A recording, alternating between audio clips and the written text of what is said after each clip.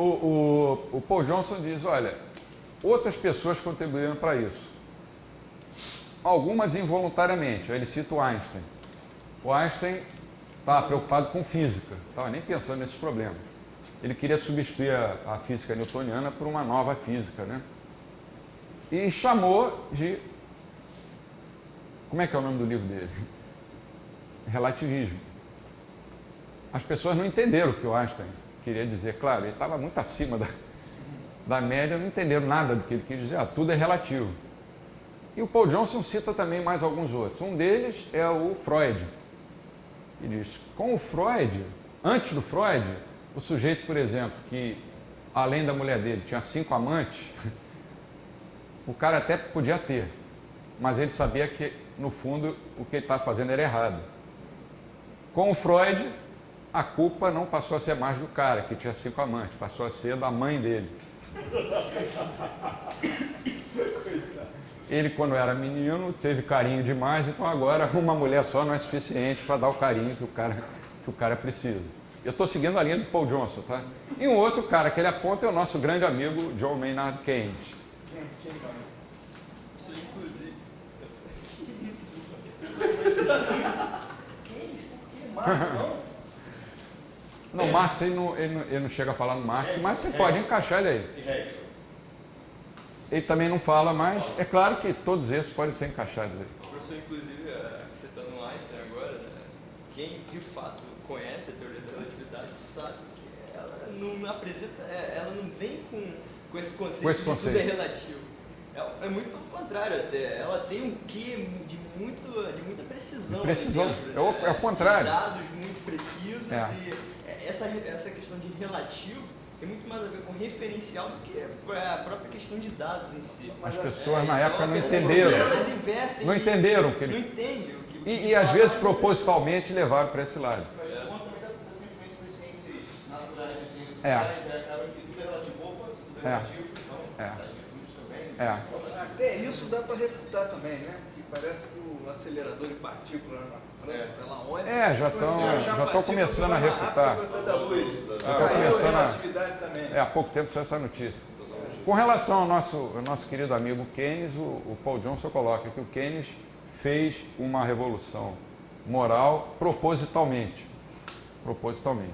E é verdade. Ele tinha um grupo, né, chamado, como é que chama?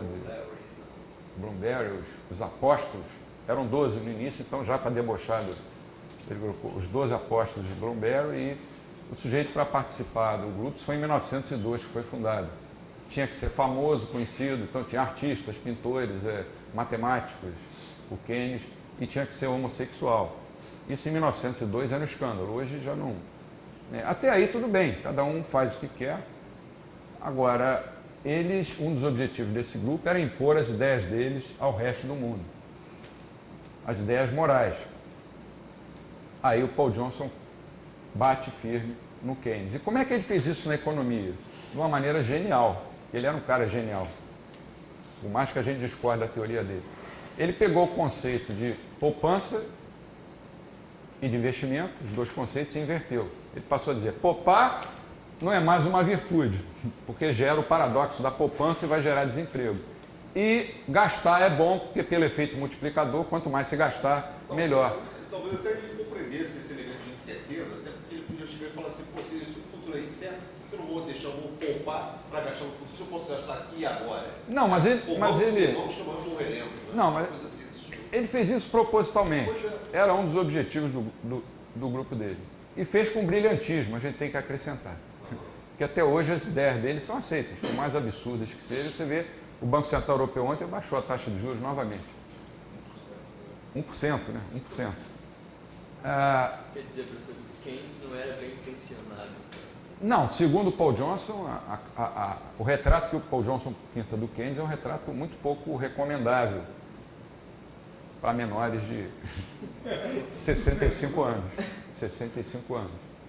E tudo está documentado lá no final do livro dele. Ele deve ter uma equipe enorme de gente trabalhando para ele, tudo que ele diz lá no final tem uma notinha no livro. Tem mais de 100 páginas de notas. Por exemplo, ele quando fala no capítulo de Marx, esse livro Tempos Modernos e a História do século XX.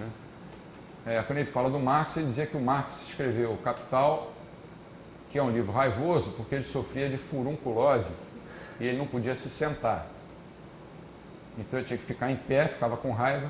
Aí você diz, pô, esse cara está brincando, esse livro não é sério. Aí você vai lá no final do livro, tem a receita do médico do Marx para os furúnculos que ele tinha no devido local. Né? E assim ele também faz com Keynes.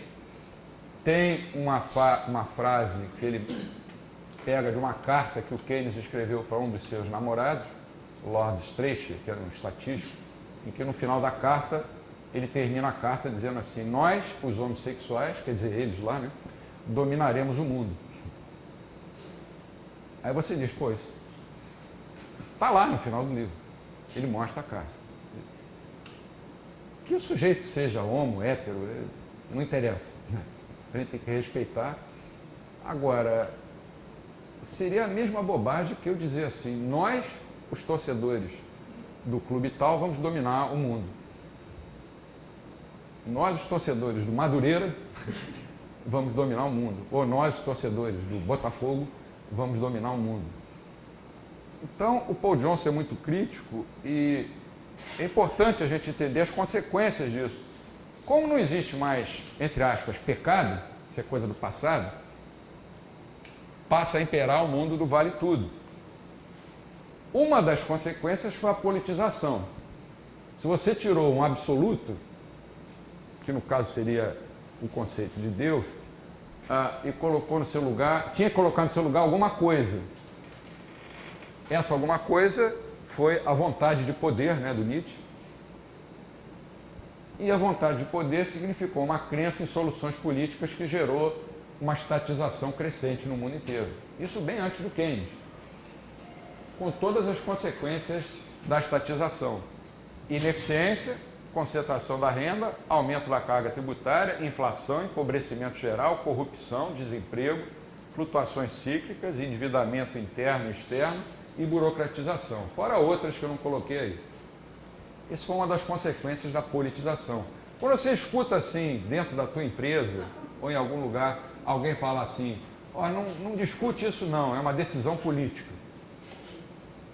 O que vem logo na tua cabeça? Já sabe, essa não é a melhor decisão, mas como for uma decisão política, a gente tem que obedecer. Problemas econômicos têm que ser resolvidos pela economia, problemas morais, éticos, culturais pelo sistema moral, ético, cultural, e problemas políticos pelo sistema político. Quando você coloca a política para resolver tudo, acaba até corrompendo o sistema moral e aí desaba tudo. E o relativismo moral, com a pretensa morte de Deus, que o Nietzsche decretou. Aí eu estou me referindo a Deus, mas não estou de maneira alguma falando mal de quem, ou criticando quem não acredita em Deus. Eu estou dizendo que antes do Nietzsche, as pessoas, mesmo as que não acreditavam, se comportavam aceitando aquelas regras do que era certo e do que era errado. Era perfeitamente demarcado. O certo e o errado passaram a ser relativos. O que é certo, o que é errado? Não sei, depende das circunstâncias. Aí você justifica tudo. Até aquela moça de São Paulo que matou os pais e depois foi com o namorado para um motel. Você justifica tudo, qualquer crime bárbaro. Você pode justificar qualquer coisa. O casal que atirou a filhinha da janela lá em São Paulo. Tudo é relativo. Cresceu o culto ao poder, a vontade de poder e conceitos como honra. Quando o avô da gente falava palavra de honra, eu te dou minha palavra de honra, não precisava escrever nada, bastava a palavra. Eu fui educado assim, eu dou a palavra. Eu disse que vou reprovar a turma inteira, eu vou lá e reprovo. Mas eu não falei isso para você. Hoje as pessoas dizem assim: pode deixar que a sua geladeira que o senhor comprou, terça-feira ela está na tua casa. Eles só não dizem que terça-feira ela vai chegar. Fidelidade, aqui eu não estou falando só fidelidade no sentido Conjugal. Estou falando fidelidade a princípios. Principalmente é isso, princípios e valores. Quantas pessoas nós temos aí no poder, aqui no Rio de Janeiro, no Brasil inteiro, no mundo inteiro, que trocaram de partido 3 ou 4 vezes, trocaram de ideias. Quem toma conta da cidade do Rio de Janeiro, por exemplo, na época do Mensalão, era um dos críticos mais ferozes do Mensalão. Depois passou completamente por outro lado. São questões que você tem que ver. Em Brasília está cheio disso, em Washington também, em Roma. O Olavo de Carvalho fala que os esquerdistas trocam mais de ideias do que trocam de cueca. É verdade. Ética é uma palavra tão usada ultimamente, mas se você for olhar bem e fazer uma varredura ética, o que vai sobrar? A criminalidade aumentou, claro, se não tem certo e errado. Se o João é pobre e o Pedro é rico, o João pode tirar do Pedro, porque eticamente ele não está errado. Ou então o Estado pode tirar do rico e dar para o pobre. Fé em quê? Fé no dinheiro? No Estado. Banalização do sexo. Isso aí é só ligar a televisão a qualquer hora do dia. Amor ao próximo, quer dizer, amor ao próximo banco, né, onde você tem conta. Está mais perto. Respeito, uma coisa que acabou. Acabou. Desvalorização dos valores morais básicos. Família hoje pode ser definido, eu acho, como qualquer grupo com 2 ou mais pessoas. Pode ser 5 homens, 50 mulheres, 10 cachorros. Quando família, na concepção anterior, era o quê? O marido, a mulher, os filhos, a sogra. Hoje, família é qualquer grupo com 2 ou mais pessoas. E ai de quem falar mal disso. Está sendo votada lá, parece que adiaram ontem a ser votada a lei da homofobia. Que é um perigo para as nossas liberdades individuais. As drogas cresceram, a corrupção também, e a culpa é sempre da sociedade capitalista, dentro do que a gente falou ontem, o Gramsci, né, incutiu essas coisas na cabeça de todo mundo, e você ligar a televisão o tempo inteiro, olhar isso aí, você vai ver que está sempre acontecendo. Então eu faço um resumo do que seria uma sociedade livre. Quando eu falo sociedade livre, tá? Parece que eu estou sendo holístico, mas não é isso. Eu estou falando sociedade aí como um conjunto de pessoas livres, como Hayek. É que a gente chama de sociedade. O que seria uma sociedade de pessoas livres e virtuosas? Quais os princípios, valores e instituições que regeriam ou que devem reger uma sociedade desse tipo? Então você tem 4 princípios, 3 valores e 3 instituições. É isso que eu discuto no último capítulo. Os princípios são da dignidade da pessoa humana, do bem comum, da solidariedade e da subsidiariedade. Todos eles em conformidade com a Escola Austríaca de Economia.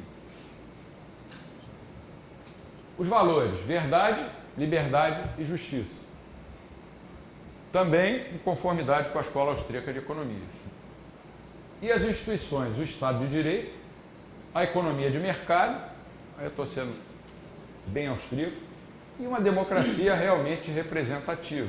Aí, entre os austríacos, tem gente que até diga que a democracia não resolva os problemas. Eu também acho que ela não resolve, mas acho que ainda não se descobriu nada que se pudesse colocar no seu lugar. Tem um livro do Hans Hermann Hoppe, Democracy, the God That Failed. Democracia, o Deus que falhou, né? Que é um livro interessante de ser lido, que você vê um monte de coisas erradas que tem no sistema democrático.